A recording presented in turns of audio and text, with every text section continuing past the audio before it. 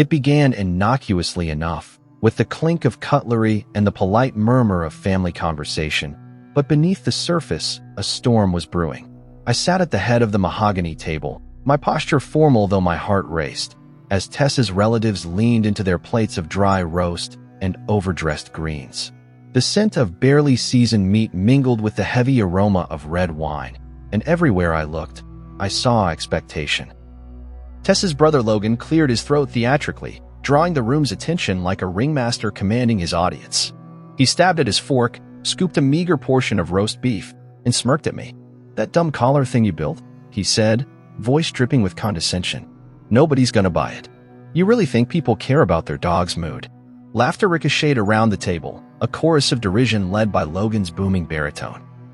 My cheeks warmed as I met Tessa's eyes, searching for a flicker of support, but found only forced amusement and a rehearsed smile. Her lips curled into a polite laugh, the kind that veils discomfort with obligation. Even her mother, Opal, raised her glass in mock approval while her lips twitched as though she were about to say something kind, then swallowed it back down. My throat felt tight, but I swallowed before responding. I sipped my water slowly, savoring the cool clarity against the heat of their scorn. Because in that moment, I carried a secret they could never imagine. Logan leaned back in his chair, eyes gleaming triumphantly as if he had slayed a dragon. He glanced at our cousin May, who raised an eyebrow in half-hearted agreement. "At least he's trying," she said, her tone too polite to conceal her scorn. The room hummed with whispered endorsements of Logan's verdict, and I felt the weight of their disbelief settle onto my shoulders like a burlap sack. They saw a man tinkering with wires in his garage, wasting his potential on a novelty pet gadget. They didn't see the late nights hunched over soldering irons, the mountains of code that poured from my laptop when the house was silent, the prototype collars I had strapped onto every dog I knew until the sensors and algorithms sang in harmony. They didn't know that I had spent the last 4 years chasing a vision born from heartbreak, that each data point I collected from stray and sheltered animals had chipped away at the impossible, bringing me ever closer to saving lives. They didn't know that the collar I built wasn't a trinket, it was a lifeline. A week ago, I'd stood in Google's gleaming conference room, nervously adjusting my tie and watching their pet health division's directors examine my presentation. I'd shown them the predictive health curves, the real-time alerts, the testimonials from veteran veterinarians whose diagnoses had been preempted by my device's subtle readings. I'd held my breath while they consulted behind closed doors, and then, at last, I'd exhaled when they offered $5.5 billion. I'd walked out with a handshake and a contract in hand, a deal that transformed every skeptic's doubt into astonished headlines. But tonight, it was just roast and wine and Logan's laughter. I closed my eyes for a moment and remembered the day we lost Max. Our family dog, the one who had curled at my feet whenever I coded deep into the night, had stopped eating and lost weight so swiftly that by the time my parents realized the gravity of his condition, the vet's diagnosis of pancreatic cancer had come as a death sentence. I had stood in that sterile exam room, the antiseptic smell cutting through my shock, as Max lay on the table, eyes luminous with trust even as his body betrayed him. And I had vowed then, between sobs, that no other pet would slip away while their human watched helplessly. That promise had carried me through every setback, every ridicule, every doubt, including this very dinner. I opened my eyes, leveled my gaze on Logan, and allowed the faintest curve of a smile to play on my lips. No words passed my throat, none were needed. I let the silence stretch thickly between us, a counterpoint to his mockery. I glanced down at the folded contract peeking from my inner jacket pocket, the weight of it pressed against my chest. They might see only a man in hoodies and grease-stained fingers, but tomorrow, they would see something else. The notification chime in my pocket would wake me at dawn, then cascade through every news outlet. Google acquires Pawprint AI for $5.5 billion. Meet the quiet genius saving pets' lives. More wine? Opal asked, her tone obliging. I shook my head and took another sip of water. I let the conversation drift to safe topics, May's new job, Tessa's upcoming charity gala, while Logan's voice softened to polite inquiry. I maintained the pretense of the evening, nodding and smiling, while my mind raced with the anticipated reactions. Would Logan's laughter turn to astonishment? Would Tessa look at me with pride instead of amusement? Would her mother, the woman who had once tut-tooted about my soldering fumes, ask how she could invest. I rose from the table before the main course arrived, a practiced gesture of fatigue. I'm going to step outside for a moment, I said softly. No one protested. They believed I needed fresh air after dinner. Once I was on the terrace, the chilly night air bit at my cheeks, and I closed my eyes, breathing deeply of the garden's faint jasmine. Beneath the hum of polite dinner chatter, a current of exhilaration pulsed through me. Tomorrow, at first light, I would flip the script. Tonight, I played the underdog. Tomorrow, I became the victor. I checked my watch. 6 hours until sunrise. 6 hours until the world learned what I already knew. 6 hours until every doubt and every cruel joke dissolved in the glow of undeniable success. I straightened my jacket, touched the contract in my pocket to remind myself it was real, and walked back inside. The laughter resumed the moment I re-entered the dining room, but in my mind, I was already elsewhere, on the cusp of proving that the quietest triumphs often speak loudest of all. For years ago, I stood in a glass-walled office on Wall Street, surrounded by colleagues in tailored suits who tapped impatiently on their phones while I reviewed another spreadsheet. I just turned in my resignation, and the air felt impossibly thin, as though the world might collapse the moment my hand left the desk. I pressed send on the email that ended my lucrative finance career, one I had cultivated with late nights and delicate risk calculations, because grief had reshaped my priorities. Max, our golden retriever, had been my constant companion since my childhood, sensing my mood before I could name it. When he stopped eating, I blamed old age. By the time the vet diagnosed pancreatic cancer, it was too late. I spent his final days at his side, stroking his fur and promising that I would save other pets from the same fate. That promise propelled me out of corporate comfort and toward a perilous, exhilarating unknown. I moved into a cramped two-car garage that doubled as my makeshift laboratory. The concrete floor was scuffed from years of parking my ancient Corolla, but now it was littered with circuit boards, temperature sensors, and half-finished collars draped over folding chairs. I scrawled notes on every surface: the wall, the whiteboard, packing boxes, annotating behaviors I observed in rescue dogs, how their tails hung low when they were fatigued, how subtle shifts in their gait preceded illness, how minute changes in body temperature could signal distress. I sketched an AI-driven smart collar on a battered legal pad, a discrete band embedded with sensors to track posture, movement, and heat, feeding data into machine learning algorithms that could detect anomalies long before symptoms surfaced. Critics called me reckless, a geek chasing a pipe dream. But every time I doubted myself, I felt Max's damp nose against my hand in my memory, urging me on. Late one night, when I was on the verge of tearing the whole project apart, I called Idris. My college friend and an engineer whose mind moved as fast as mine. In the glow of my laptop, I walked him through my prototype's architecture, the Bluetooth modules transmitting data to a central hub, the neural networks classifying normal versus aberrant behavior, the cloud infrastructure that stored terabytes of anonymized pet health data. He listened, his voice low with excitement, and offered to help. Within weeks, he had rigged up a custom PCB to replace my clumsy breadboard setup, rewrote the firmware for efficiency, and optimized the data pipeline so alerts arrived within seconds of a flagged event. With Idris on board, the collar evolved from a rough proof of concept into a robust device that fits snugly on dogs of all sizes, their comfort paramount in every iteration. Our first field test felt like stepping off a cliff. We fostered a litter of stray pups through a local shelter, fitting each one with our collar and comparing their behavior against veterinarians' observations. I spent hours watching live feeds, translating every erratic shuffle into data points and mapping them against the vet's daily check-ins. When Luna, a trembling dachshund, exhibited extended periods of lethargy and microspasms in her steps, our system flagged an alert. The shelter staff rushed her to an ultrasound, which revealed an early-stage infection that would have gone unnoticed for days. Treating her early saved her life, and in that moment, I understood the gravity of what we were building. Despite those victories, financial strain gnawed at me. I lived on meager savings, surviving on instant noodles and cold showers to funnel every penny into inventory and server costs. Tessa, supportive yet anxious, bore the weight of my choice in her tired eyes.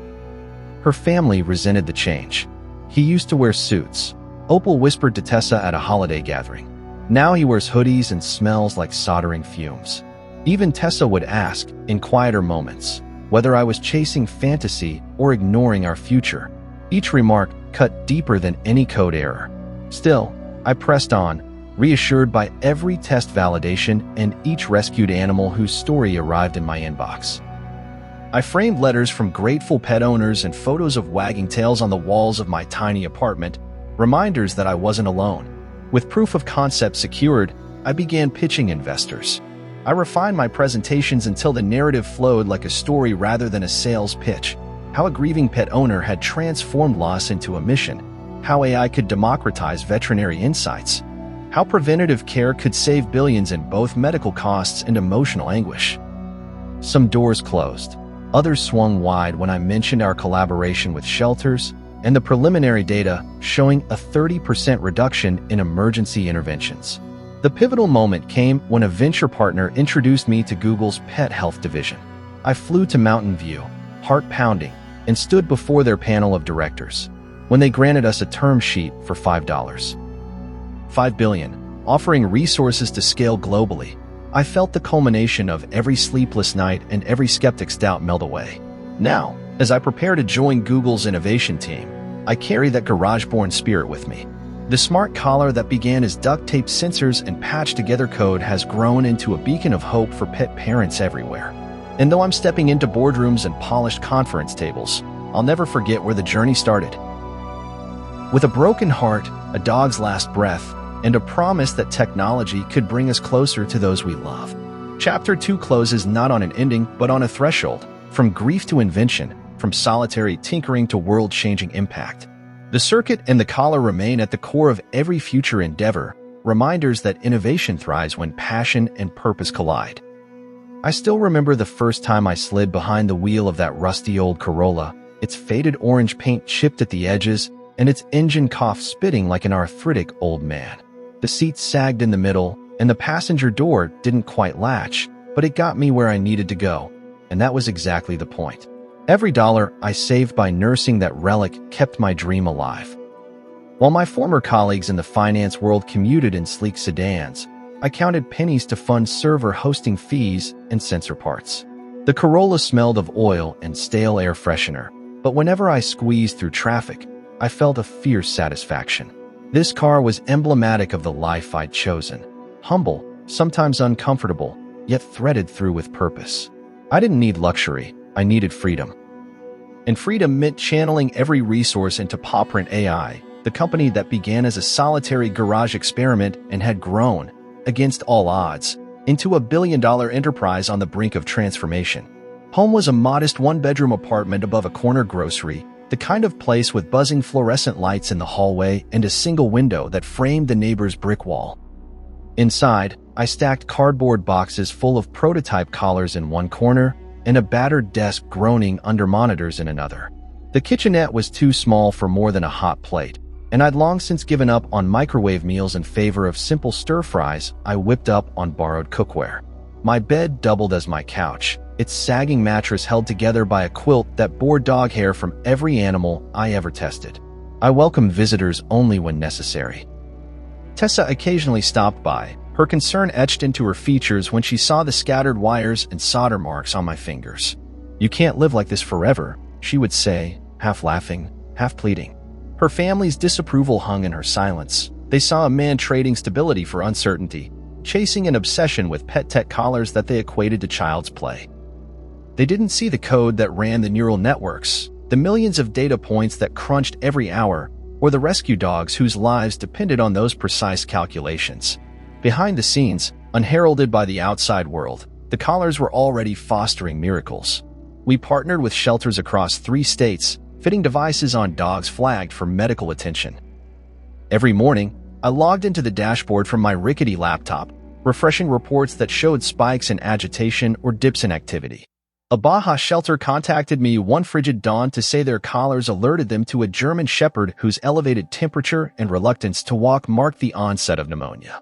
A quick intervention saved her life.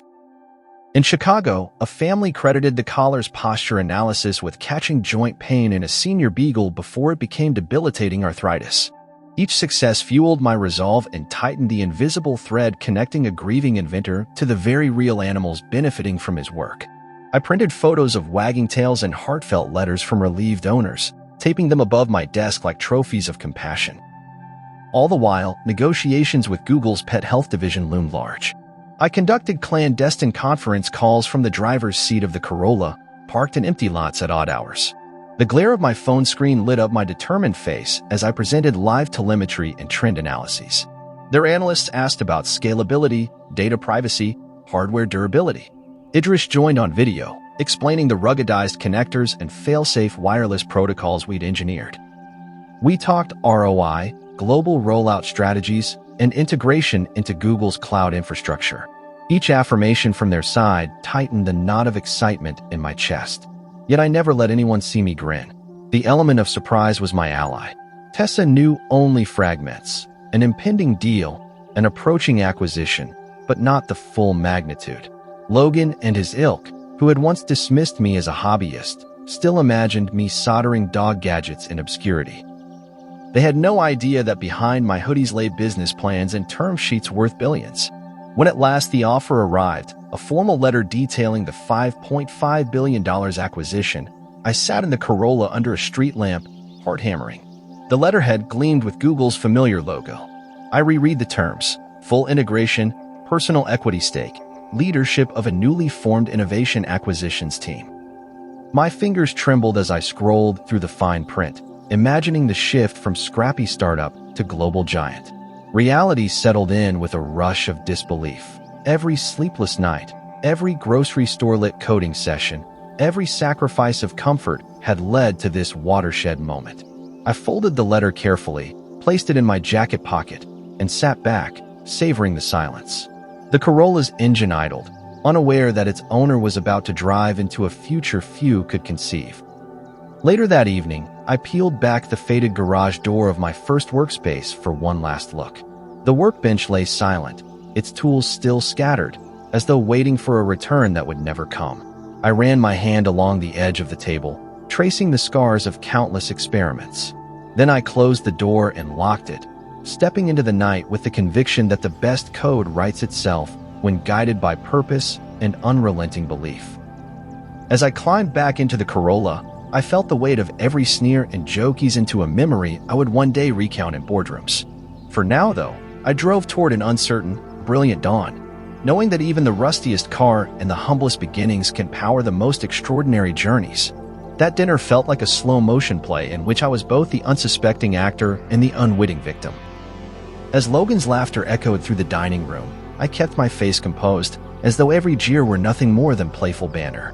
I watched the candlelight dance on polished silverware, saw the wine stain spreading across the tablecloth as Tessa tilted her glass, and imagined the first headlines breaking across screens worldwide before dawn. All the while, Logan continued his performance, dissecting my so-called folly with relish. "You could have been something, man," he said, voice rich with smug satisfaction. "But hey, someone's got to build doggy Fitbits for a living." Even Tessa offered a polite chuckle, as though she were witnessing a harmless family roast rather than a mortal blow. I felt their disbelief settle around me like a suffocating cloak, yet beneath my calm exterior, anticipation crackled like electricity. In a few short hours, the world would know who I really was. After dinner, the family drifted toward the living room for desserts and small talk. I lingered at the table, lingering over a final sip of water, savoring the cold clarity. Logan rose to refill his wine glass, giving me a sideways glance that said, "Enjoying the show?"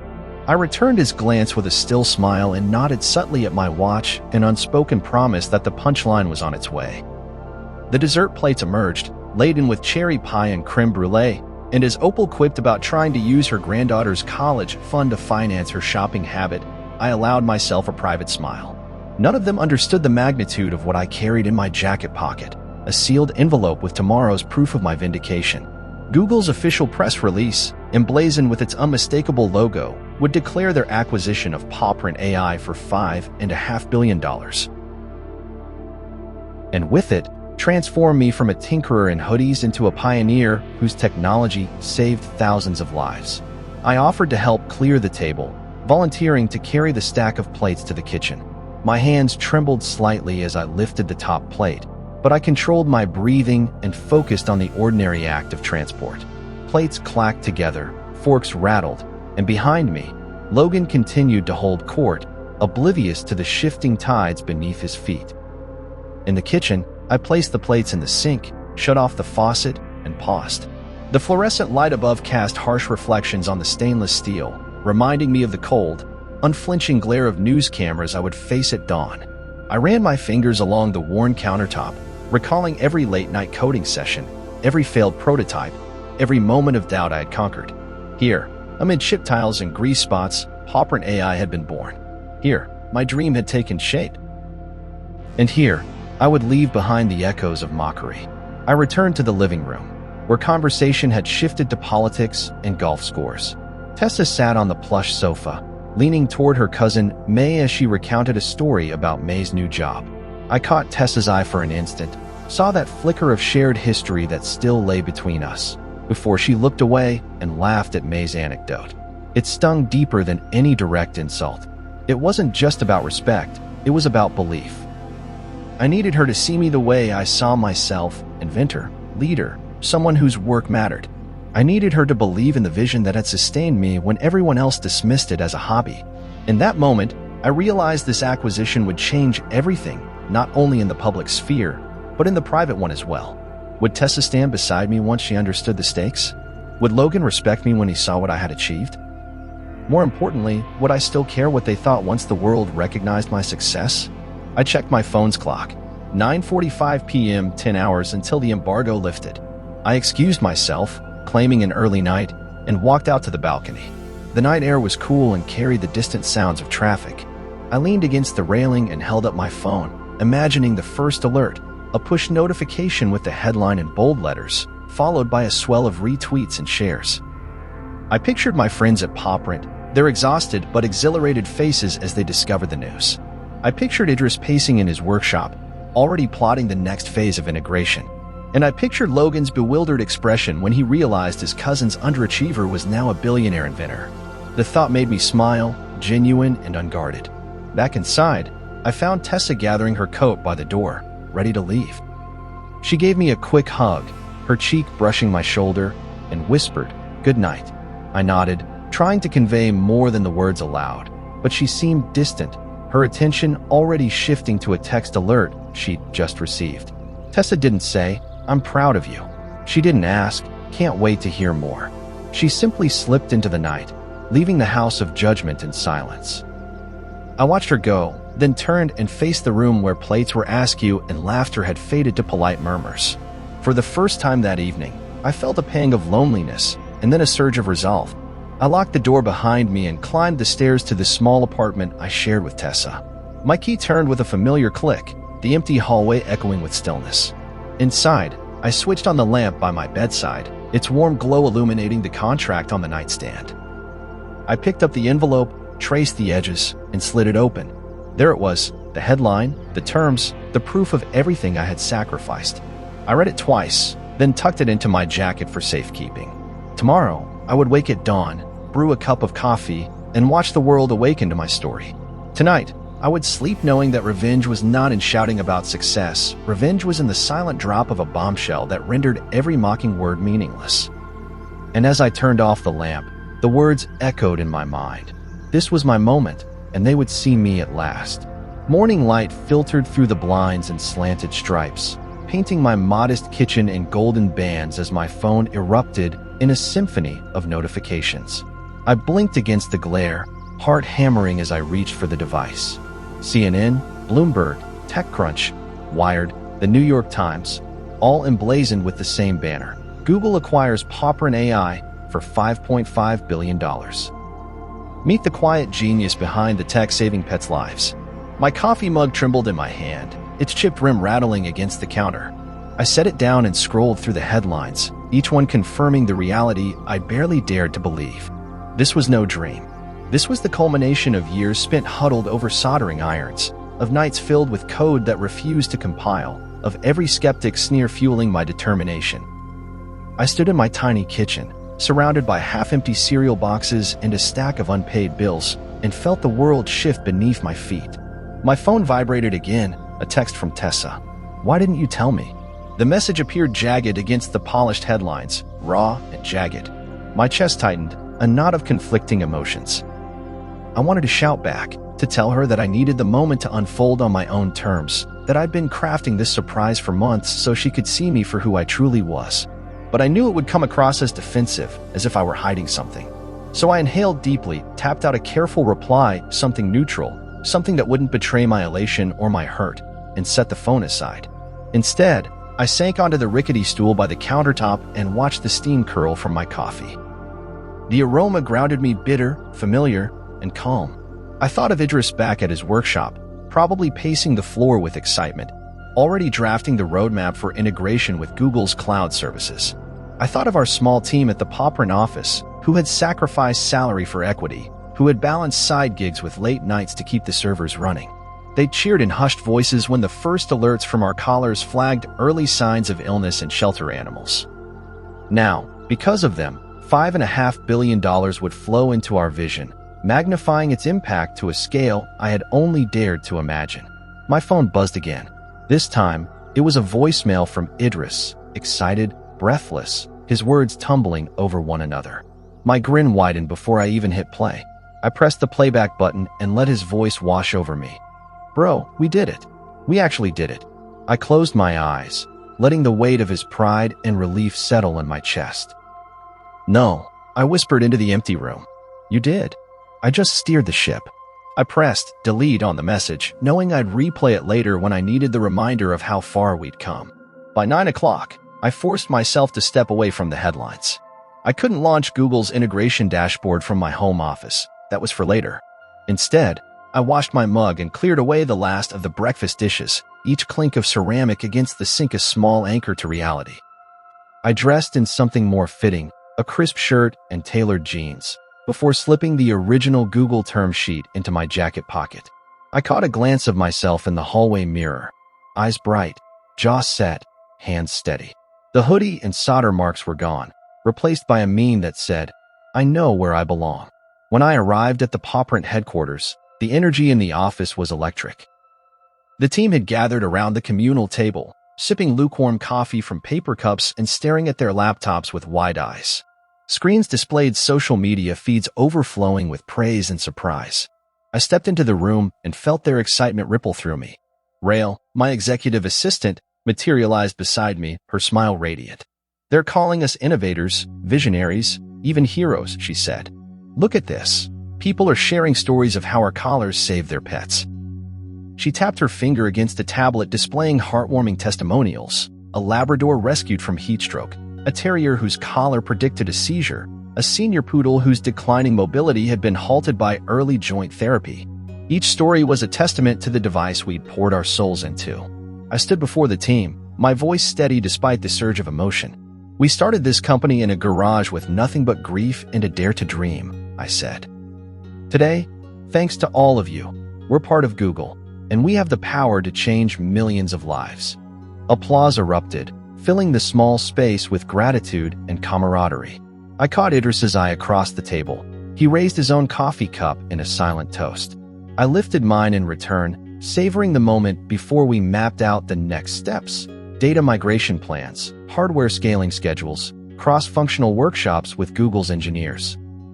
By midday, the press had begun to trickle into my inbox: interview requests from tech podcasts, invitations to speak at industry summits, panel slots at global conferences. I read each email, scanning schedules and planning responses like a general organizing an operation. Somewhere in there was a note from Logan. "Congrats, I guess." It was terse, buried among other messages. For a moment, I considered responding with a pointed rejoinder about underestimating me, about how his mockery would taste on his own tongue. But then I remembered the kitchen silence, Tessa's pointed question, the ache of being unseen.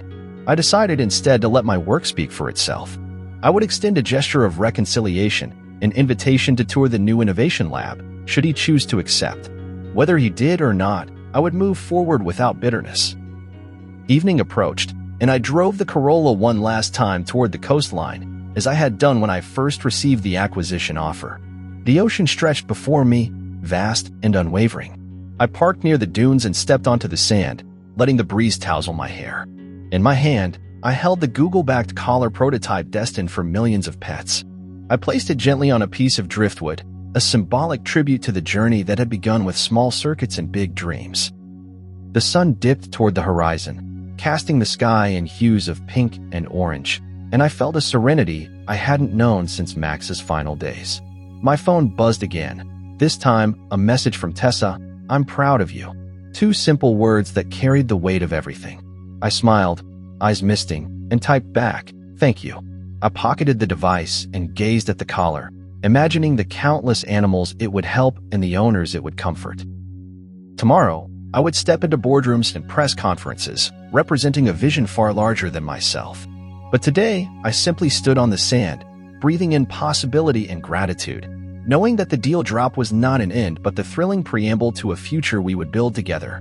Stepping into the Popprint office that morning felt like walking into the heart of everything I had fought for. The scent of fresh coffee mingled with the hum of servers down the hall, and the fluorescent lights overhead revealed a group of faces flushed with excitement.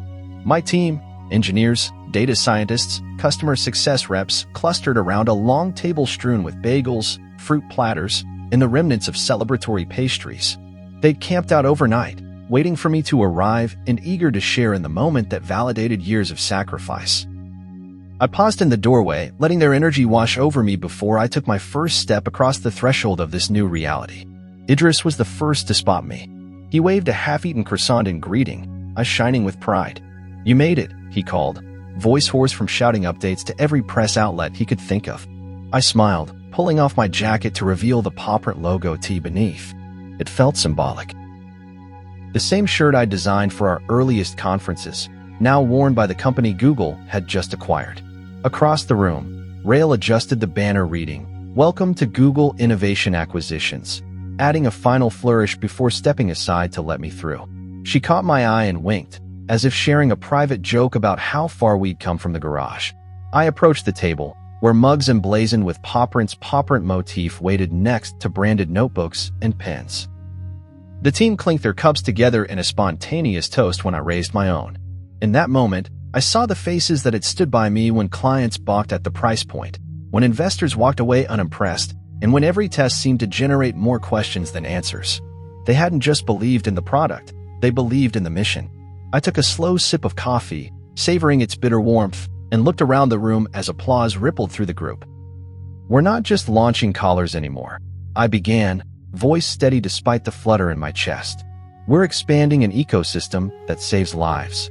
I motioned toward Idris, who tapped his tablet to display a live map dotted with red and green markers. "Pets alerted, interventions made.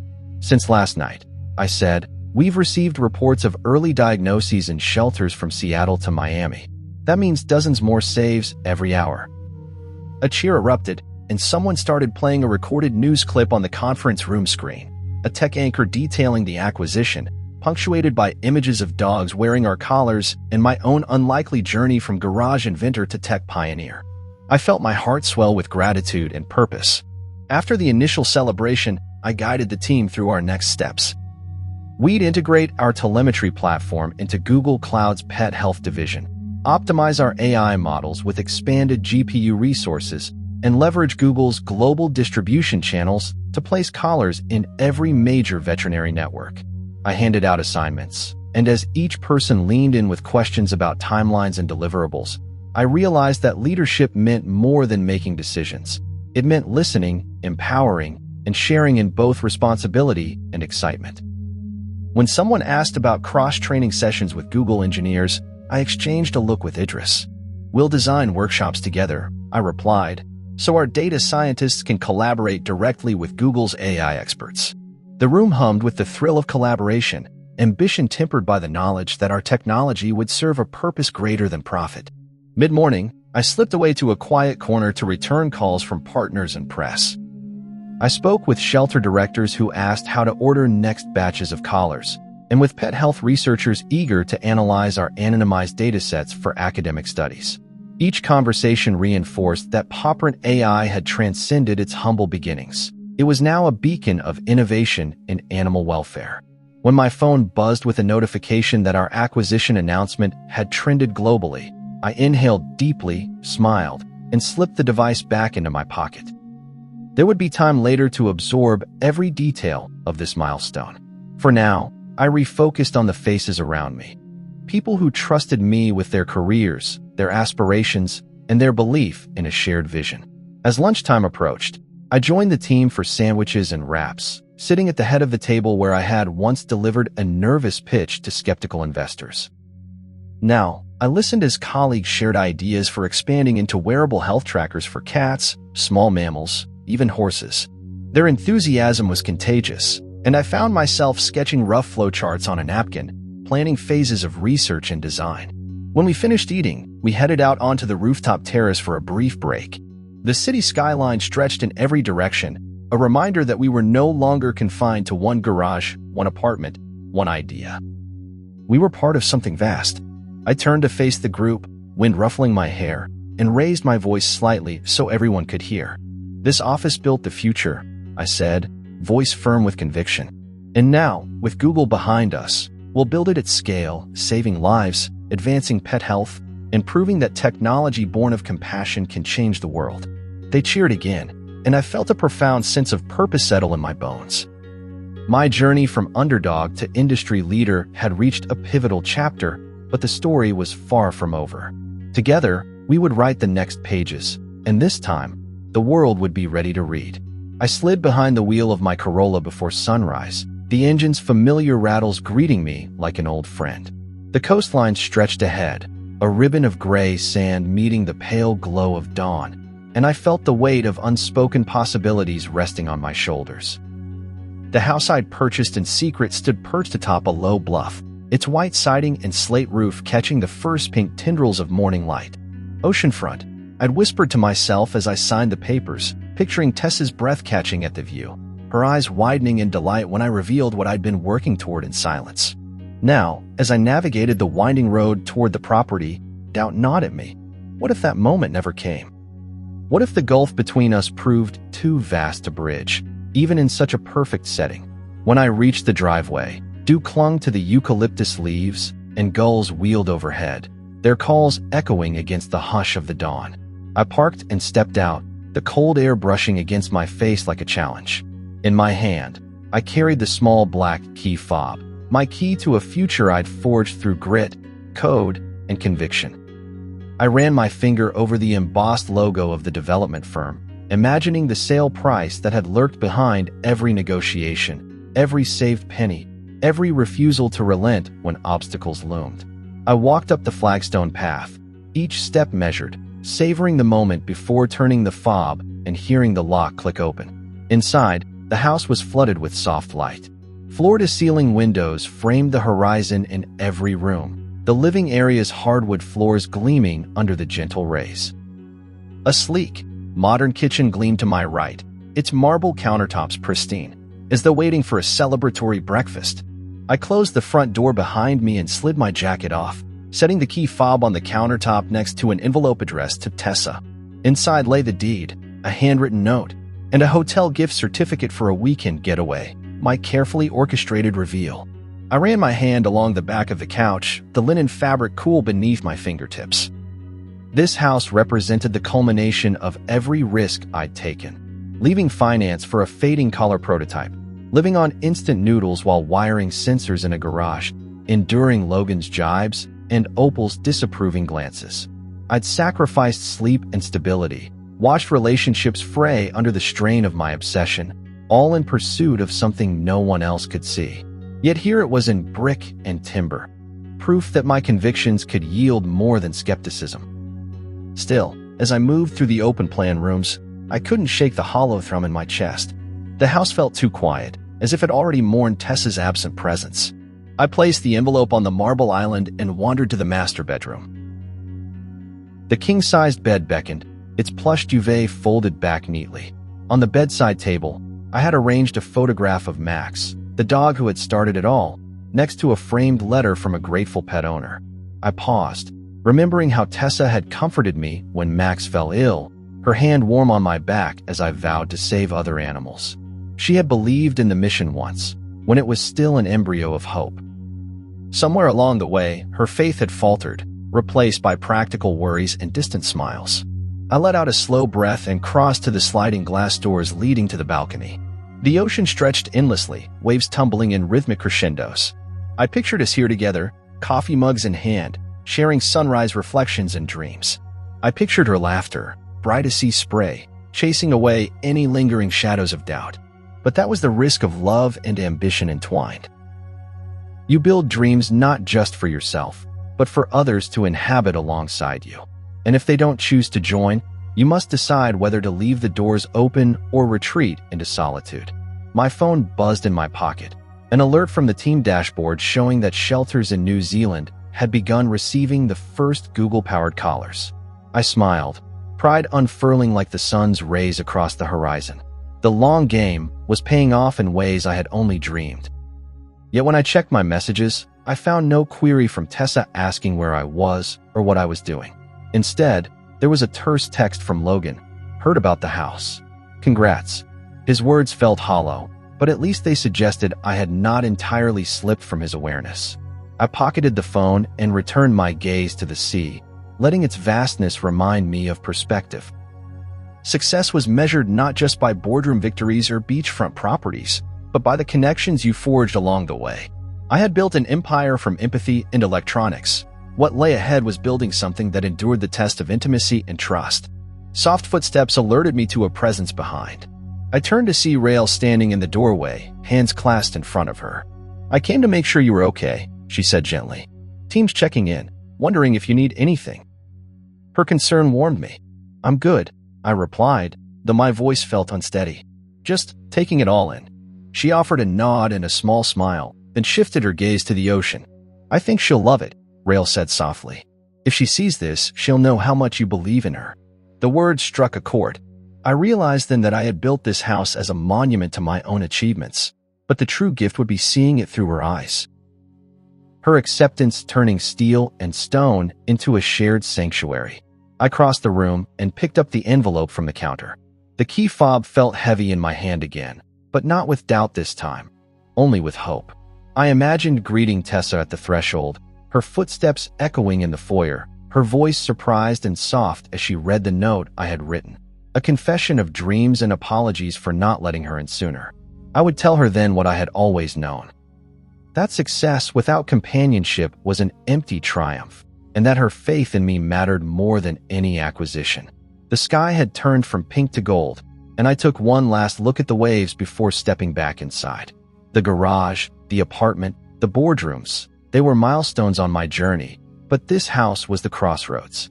It stood waiting not just for my arrival, but for hers. I inhaled deeply, adjusted the envelope beneath my arm, and turned toward the door, resolved to play the long game not only in business, but in love.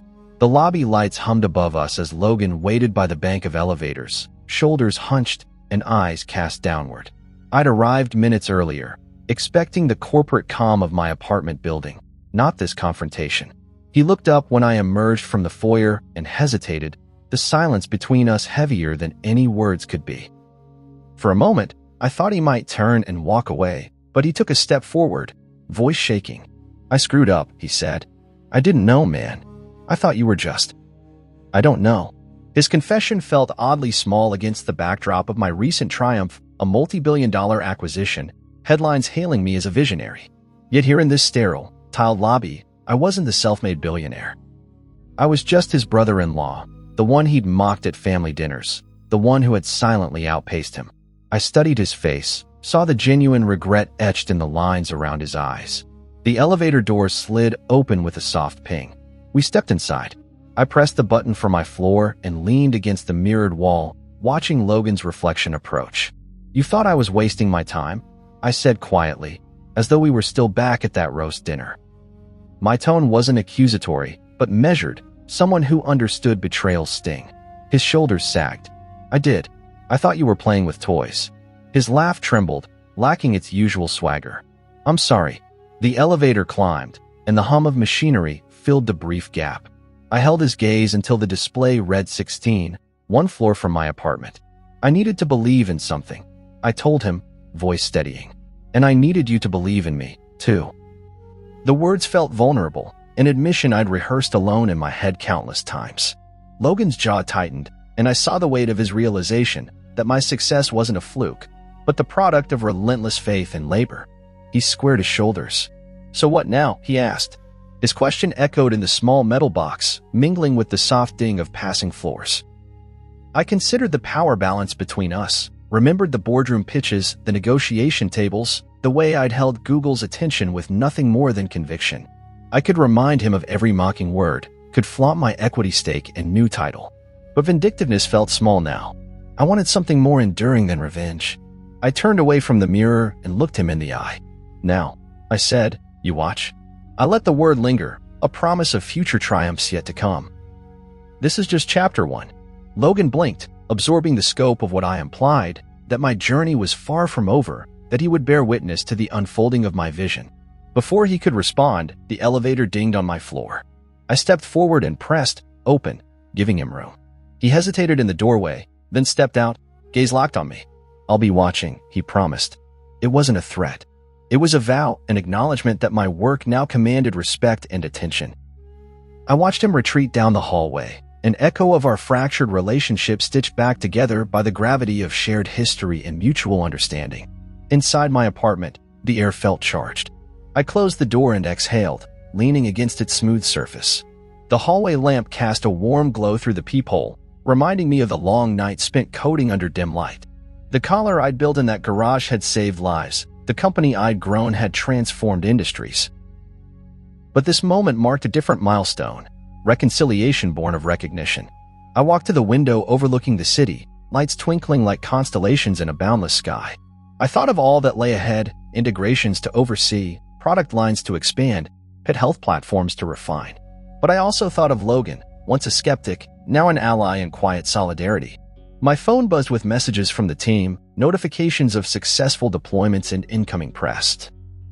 All victories in their own right.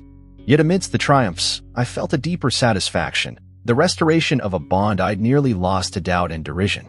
I tapped the screen and sent Logan a simple text, "Thanks for believing." I watched as the 3 little dots appeared, then vanished, and moments later, his reply, "Proud of you." The words glowed on the display, more valuable than any headline. I tucked the phone into my pocket, heart lighter than it had been in years.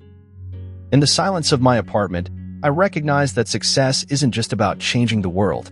It's about bringing the people who matter along for the journey. And in that realization, I found a victory greater than any acquisition. I stepped into the sleek glass lobby of Logan's firm, feeling a shift in gravity, as though I'd crossed an invisible line from family underdog to industry equal. The polished marble floors and chrome accents gleamed under recessed lighting, a world away from the sawdust-stained countertops of my garage lab. Logan emerged from a side office, dressed in a tailored suit that might have once impressed me. Now, I saw beyond the fabric to the man who had dismissed my vision as frivolous. His posture stiffened when our eyes met, and I offered a nod of acknowledgement rather than triumph. Today, I wasn't here to gloat. I was here to do business. The boardroom door slid open, revealing a long walnut table ringed by sharp-suited associates and eager analysts. Logan rose from his seat at the head, extending a hand that I took firmly. The room's hush was punctuated only by the soft whir of projectors and the rustle of paper.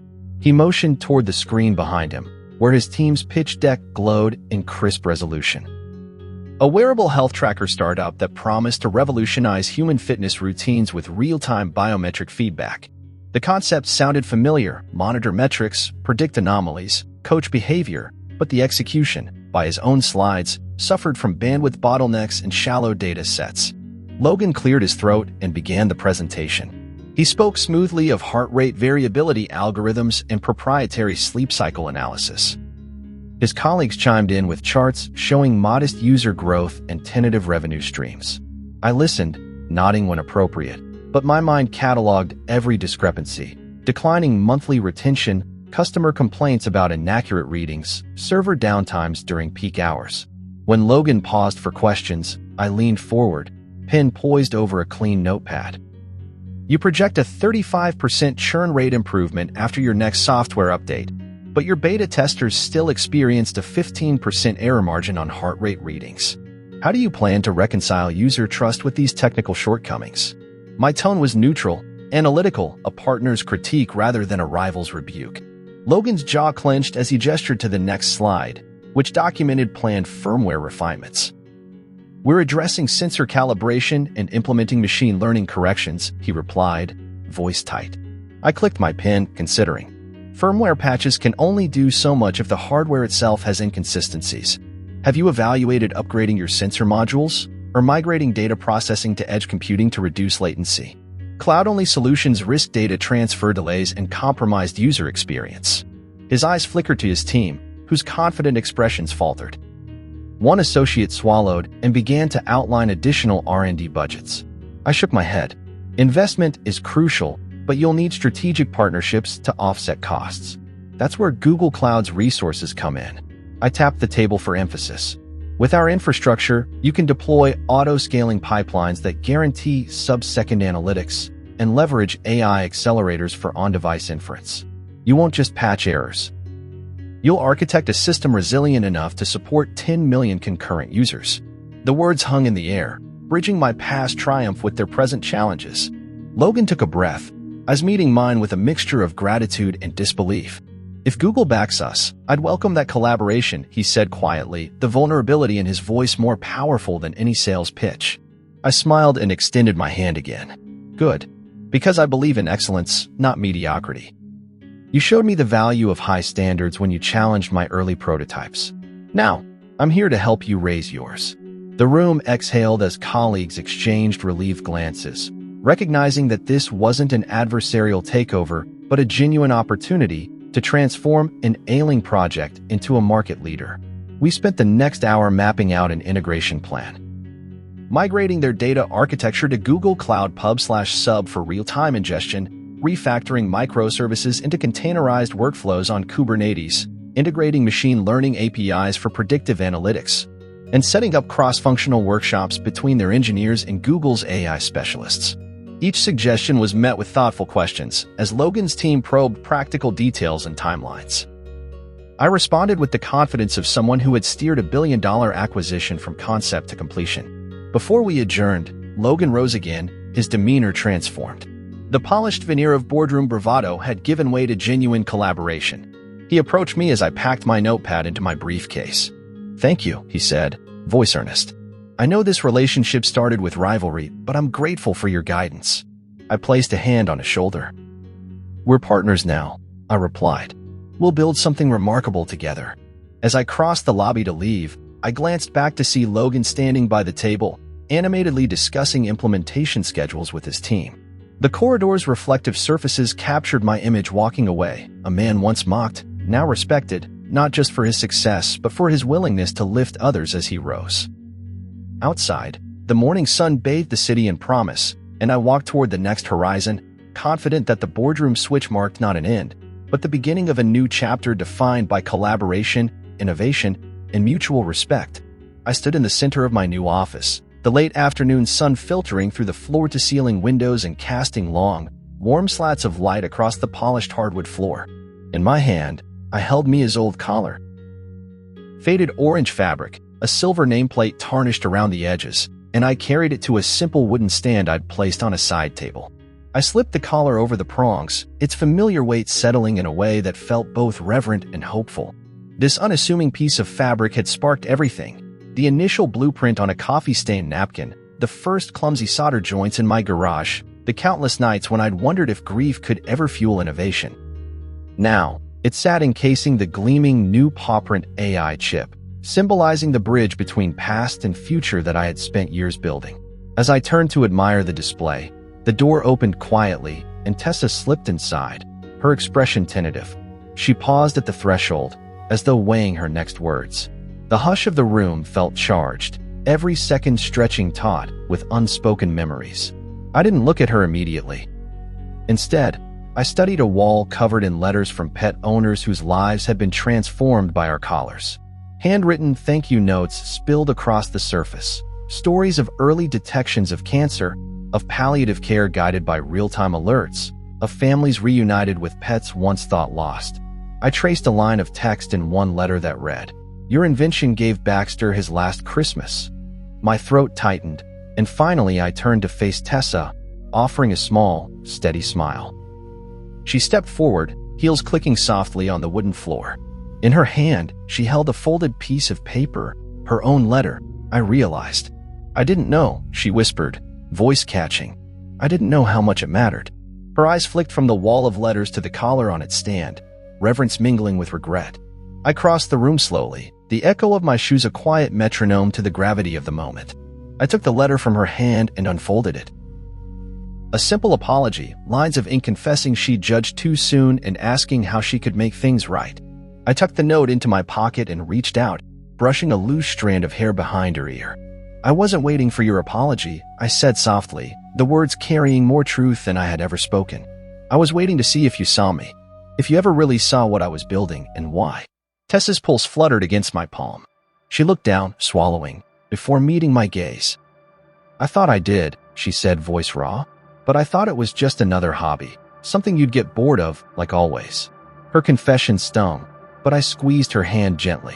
"This was never a hobby," I replied. "It was our promise to every pet who couldn't speak for itself." I guided her to the stand, and we stood side by side, both of us studying the collar as though we were seeing it for the first time. Outside, the office corridor hummed with the distant buzz of conversation, reminders that beyond these walls lay a world forever changed by our work. But here, in this quiet sanctum, the only thing that mattered was what stood between us. A symbol of loss transformed into hope, a piece of fabric upgraded by technology that carried the power to save lives. Tessa pressed her forehead to my shoulder. "I'm proud of you," she murmured, as if the words themselves were a revelation. I closed my eyes, letting the weight of her acknowledgement settle in my chest like a homecoming. We stayed there until the sun dipped below the horizon and the office lights cast elongated shadows across the floor.